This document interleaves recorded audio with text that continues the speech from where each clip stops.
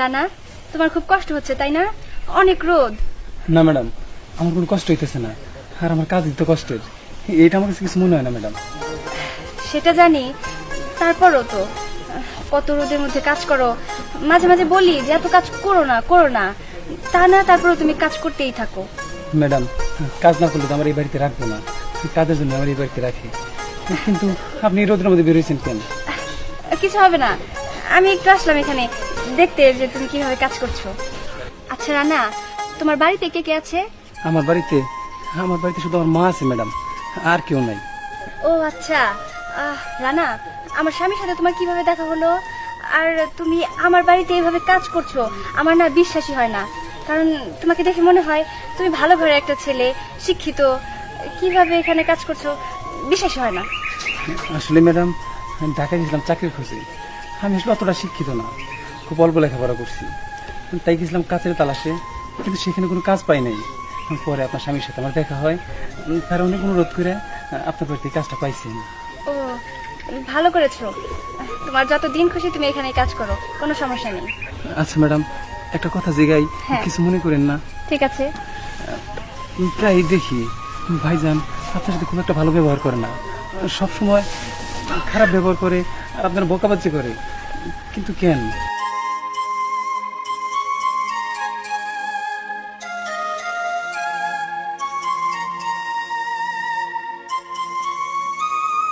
জানো রানা, আমার স্বামী না আগে অনেক খারাপ ছিল। ভেবেছিলাম ও হয়তো শুধরে যাবে, কিন্তু ও আর পাল্টায়নি। জানো, ও আমাকে জোর করে বিয়ে করেছে। রানা, তুমি এসব কথা বাদ দাও।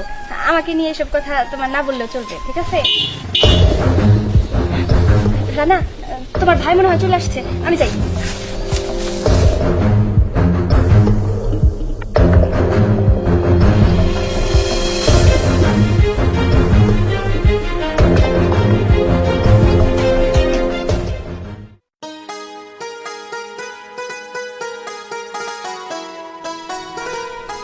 যাই হোক, আজকে আমি সুন্দর একটা ড্রেস পরেছি, নিশ্চয়ই আমার স্বামী দেখে অনেক খুশি হবে।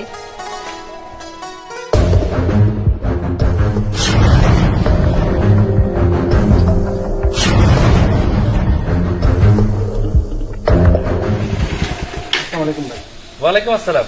কিরে, তুই এই উঠানের মধ্যে খেরু কেতেছিস কেন? ভাই, খেত উঠানে শুকায়, তার জন্য উঠানে শুকায় দিছি। আশ্চর্য, আর কোনো জায়গা পেলি না? ভাই, আর কোথায় দিব? না, দেখছস বাড়িটা নোংরা করে ফেলাইছে। নোংরা করা তো কামলা করেই কাজ। যাই হোক, গরু রেখা হয়েছস? হ ভাই, গরুর খাওয়ান দিছি। আচ্ছা, ওই দুধ বেচতে গেছিলি? হ ভাই, সব কাজই শেষ দিছি। এখন যদি উঠানটা পরিষ্কার করলে শেষ হয়ে যাবো। অনেক রোদ এখানে ভাই, আপনি ভিতরে চলে যান। আচ্ছা ঠিক আছে, আমার ব্যাপার তোর ভাবতে হবো না, তুই তোর কাম কর, ঠিক আছে? আর ভাইজান, একটা কথা। আবার কি কথা? মা তো অসুস্থ, আপনি জানেন। আজকে কিছু টাকা দিতে চাইছিলেন, যদি কিছু টাকা দিতেন। ওই যে আবার টাকা শুরু করে দিছস। তোর মুখে কি টাকা ছাড়ার কোনো কথা নাই? হ্যাঁ, এক কাম কর, তোর মায়ের এনে নিয়ে আয়, তোর মায়ের দেখশুনো করতে পারবি তুই, আর তোর মায় আমার বাড়ির কিছু কামও করতে পারবো, ঠিক আছে? তাহলে তোর ঝামেলা রইল না, আর চিন্তাও রইল না। ভাই, অসুস্থ মানুষ, তার নিয়ে টানাটানি করবো। আচ্ছা, আমি তোর ভালো বুদ্ধি দিলাম, এনে নিয়ে আয়, তোর চোখের সামনে থাকবো, কাম করলেও তো তুই দেখতে পারবি তারে, তাই না? যা কইছে এটা করিস, আর টাকা পরে দিব নি, কাম নাই।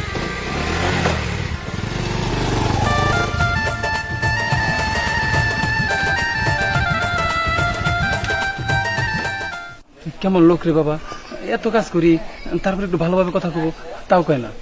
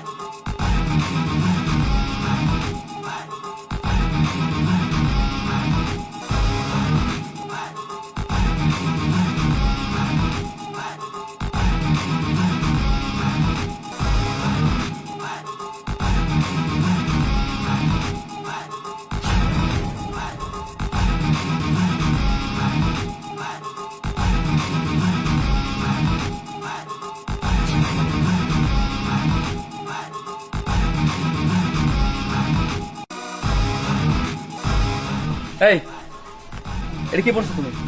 হ্যাঁ এই কি পড়ছো? তোমার কি বউ লাগতেছে? হ্যাঁ তোমার কি বউ লাগতেছে নাকি? মনে হইতেছে ঢাকা শহরের কোন মেম সাহেব আমার বাড়িতে এসে উঠছে। এই এটা গ্রামের বাড়ি না? হ্যাঁ গ্রামের বাড়িতে এটা তুমি কি ড্রেস পড়ছো? তোমার এই অবস্থা দেখে আমার মনে হইতেছে একটা থাপ্পড় দিয়ে তোমার সবগুলো দাঁত ফালাই দেই। হ্যাঁ তোমার সাহস তো কম না? তুমি আমার বাড়ির বউ হইয়া তুমি এই ধরনের ড্রেস পড়ছো? না মানে আজকে একটু ইচ্ছা করে পড়ছিলাম তোমাকে দেখানোর জন্য। কি আমার দেখানোর জন্য? হ্যাঁ এই এই আমি জীবনে কোনদিন তোমার দেখি নাই। হ্যাঁ এই এই সত্যি করে কও, সত্যি করে কও, কারো দেখানোর জন্য এই সাজগোজ? হ্যাঁ কারো দেখানোর জন্য কও। ছাড়ো, আমি সত্যি বলতেছি, শুধুমাত্র তোমার জন্য এই ড্রেস আমি পরছি। স্যার মানে এই এই এই আমি কি তোর দেখি নাই? হ্যাঁ আমি তোর দেখি নাই। এই আমি ভালো করে কথা সত্যি করে কও, কারো দেখানোর জন্য পড়ছস কও। সত্যি বলতেছি, বিশ্বাস করো, শুধুমাত্র তোমার জন্য আমি পরছি। ছাড়ো এই ছাড়ো। এই কও আর পড়বি এই ড্রেস? হ্যাঁ ভাইজান শুনছিলাম কি কি রে? এই এই তুই এনে কি করছ? হ্যাঁ দেখতেছিস না আমরা জামাই বউ দুজনে কথা কইতাছি? যা যাই দিকে আবার দাঁড়া গেছে, যাই কইলাম। এই এই ক সত্যি করে ক, এই ড্রেস আর পরবি তুই? না, এই ড্রেস আমি পরবো না, মাপ চাইতেছি, ছাড়ো আমারে। ঠিক আছে আজকের মতো ছাড়লাম, কিন্তু আরেকদিন যদি এই ধরনের কোন ড্রেস তার দেখি সেই দিন একদম মাইরেই ফেলামো, মনে রাখিস কথাটা।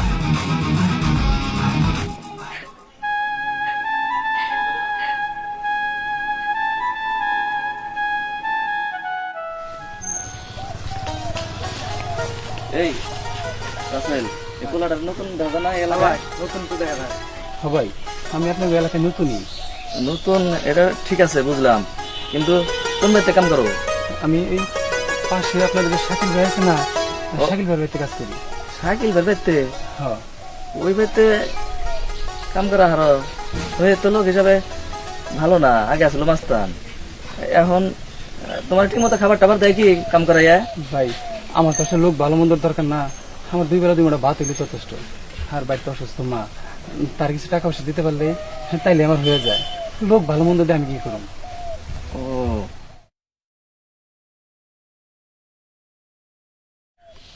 ও বুঝতে পারছি, হ্যাঁ সব বুঝতে পারছি। ওই বাড়িতে মনে হয় তুমি এই কামলা দেয়, হ্যাঁ তাই না? কামলা দেয়। ও ঠিক আছে, কামলা দাও ঠিক আছে, তোমার মাসিক বেতনটা ঠিক মতো নিয়ে নিও। লোক হিসাবে তো শাকিল ভাই খুব ভালো লোক না। ঠিক আছে ভাই। আর দেখছো রাসেল হ্যাঁ পোলাটা কত সুন্দর, অনেক সুন্দর। এরা কি আর কামলায় মানায়? আচ্ছা যাও।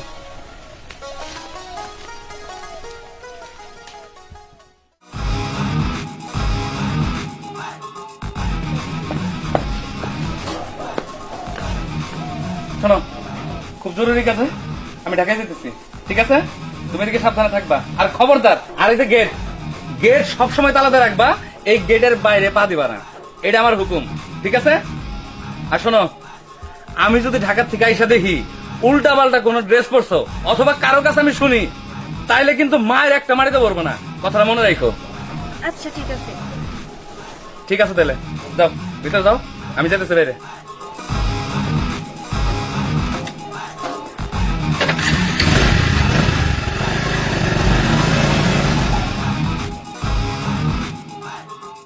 তুই গেছস, এবার আমি বাঁচছি। আমার বহুত জ্বালাইছস তুই, আর না, এভাবে আর সহ্য করবো না। এখন আমি কি করব আমি নিজেও ভাইবা চিনতে পারতেছি না, কি যে করবো আমি।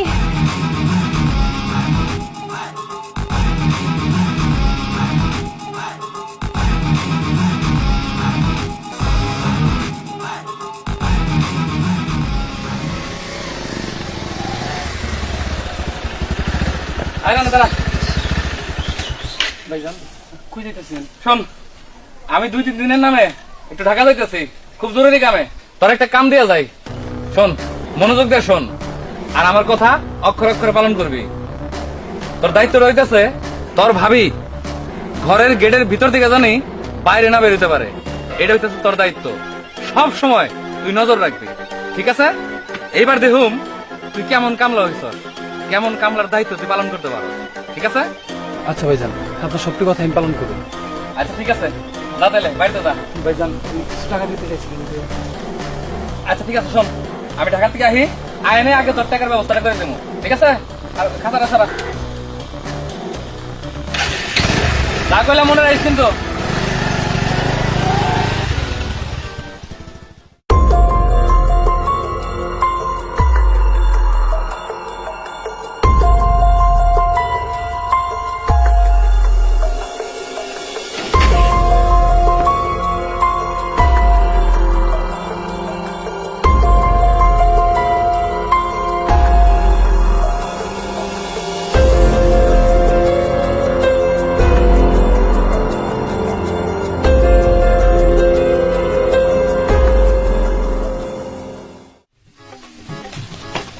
রানা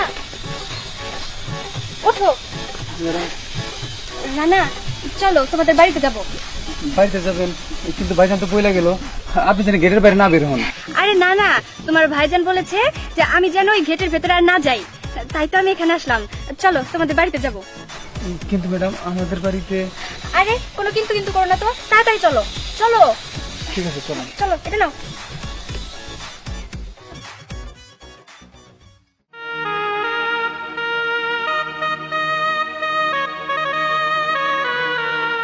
ফুলাটা কয়দিন ধরে গেছে, কোনো খোঁজ খবরই নাই। টাকা পয়সা বাড়াবো তো দূরস্থা, এ মুর্দে ওষুধ ফুরিয়ে গেছে। কেমনে যে চলতেছি, শরীরটাও ভালো যাইতেছে না, এক মুঠ খাওয়ানো জুটতেছে না। চাচি কি হয়েছে তোমার, এখানে আমরা বই রয়েছো কেন? আর খুশ না, ওটা হাক পাতা তুলবার যাবার চাইছিলাম, ঘরে তো কোনটাই নাই। ভাতে হিদ্দু দিয়ে ভর্তা খাবার চাইছিলাম, কিন্তু জানি মাথাটা চক্কর দিল, তাই নে একটু বসছি। ও আচ্ছা, তো তুমি আর আরাম করো। আর রানা ভাই আহে নাই? না রে মা, ও হেই যে গেছে, আর কোনো খবরই নাই। আচ্ছা, তো তুমি থাকো, আমি গেলাম। আচ্ছা যা।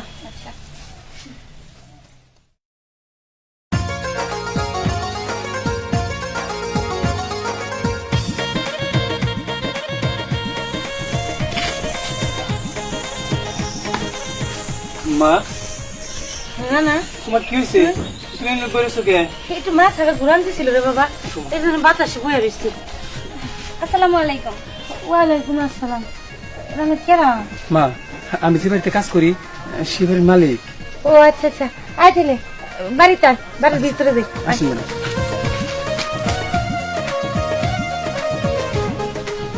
চাচি একটু দাঁড়ান, আপনার সাথে আমার কিছু কথা আছে। কি কথা মা, কও।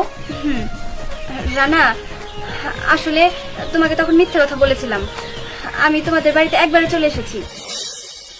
ম্যাডাম এটা আপনি কি কইতেছেন? মা এইটা তুমি কি কইতেছ? হ্যাঁ আমি ঠিকই বলছি। আসলে রানা, তুমি তো সবটা জানো না। শাকিলের সাথে আমার বিয়ে হওয়ার পর থেকে শাকিল দিনের পর দিন আমাকে অত্যাচার করতো। ওর কাছে আমি কখনো ভালোবাসা কি জিনিস সেটা পাইনি। তাই আজকে আমি বাধ্য হয়ে ওকে ডিভোর্স দিয়ে তারপরে তোমার কাছে চলে এসেছি। চাচি, আমি আপনাদের সাথেই থাকবো, আমি বাড়িতেই থাকবো। না না মা, এটা হয় না, তোমার রাখার মতো জায়গা আমার বাড়িতে নাই। ম্যাডাম আপনি এরকম পাগলামি করেন না, এটা হয় না। আপনারা কোথায় আর আমরা কোথায়? পাগলামি না রানা, এই যে দেখো ডিভোর্স লেটার। আমি একবারে চলে এসেছি, আমি আর ওর কাছে ফিরে যেতে চাই না। রানা, রানা, তুমি কি আমাকে বিয়ে করবে? তুমি যদি আমাকে বিয়ে করো তাহলে আমি তোমার এই বাড়ির বউ হতে চাই। আর ব্যাংকে আমার নামে অনেক টাকা আছে, আমি সব টাকা তোমাকে দিয়ে দিব। তবু আমি তোমাদের সাথে থাকতে চাই। না না ম্যাডাম, আমার এত টাকা পয়সার লোভ নাই। আর আমি এত টাকা পয়সা দিয়ে কি করুন? আমার সংসারে শুধু আমি আর আমার মা। এত টাকা পয়সা আমার কোনো প্রয়োজন নাই। কিন্তু জানেন ম্যাডাম, আমি ততদিন যাবত আপনাদের বাড়িতে কাজ করতেছি, আপনার উপরে যে ভাইজন অত্যাচার করে সেগুলো দেখে আপনার প্রতি আমার খুব মায়া হয়। আমার ভালো লাগে না বিষয়গুলো। এই জন্যই তো বলছি রানা, তুমি আমাকে ওই অত্যাচারের হাত থেকে বাঁচাও। আমি ওর সাথে থাকতে থাকতে পাগল হয়ে গেছি, ও আমার জীবনটা নষ্ট করে দিয়েছে। প্লিজ রানা, তুমি আমাকে গ্রহণ করো, আমি তোমার বউ হতে চাই।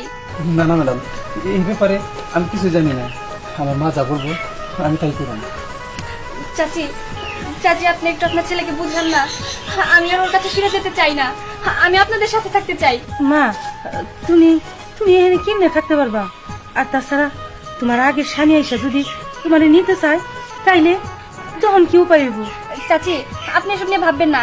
এই যে আমি তাকে ডিভোর্স দিয়ে তারপরে চলে এসেছি। আপনার আমাকে বাঁচানোর হাত থেকে। প্লিজ চাচি। রানা যদি বিয়ে করতে চায় আমার কোনো আপত্তি নাই।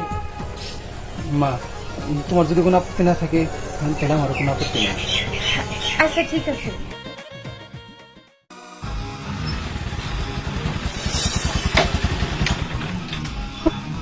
কিরে তুই কি ভাবছস? হ্যাঁ, কি ভাবছস? কি ভাবছস তুই? তুই মনে করছস তোর বাড়ির ঠিকানা না নিয়েই তোর আমার বাসার কামলা রাখছি? হ্যাঁ, তুই কি ভাবছিস আমার বউরে পটাইয়া তারে নিয়ে পালাইয়া যায় তার সমস্ত সম্পত্তি, তার টাকা পয়সা সবকিছু তুই ভোগ করবি? এতই সহজ না, এত সহজ না। তোরে তোরে আজকে আমি মেরেই ফেলামু। কিচ্ছু করতে পারবে না। এই যে এটা ধরো আর বসে বসে পড়ো। রানা চলো। আম্মা ঘরে আসেন।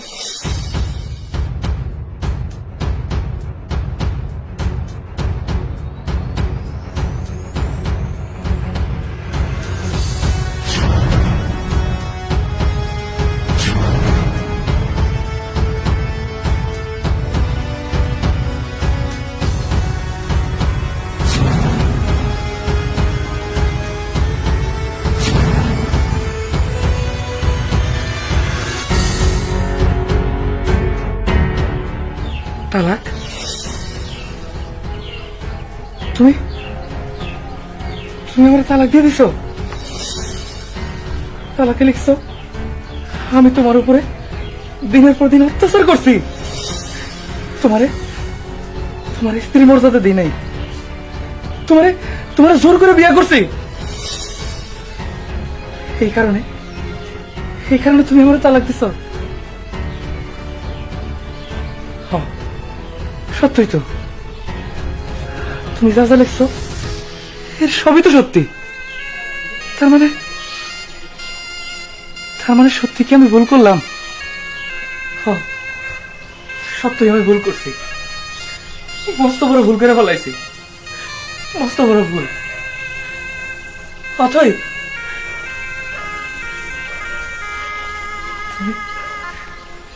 তুমি আমার মাফ করে দিও, মাফ করে দিও।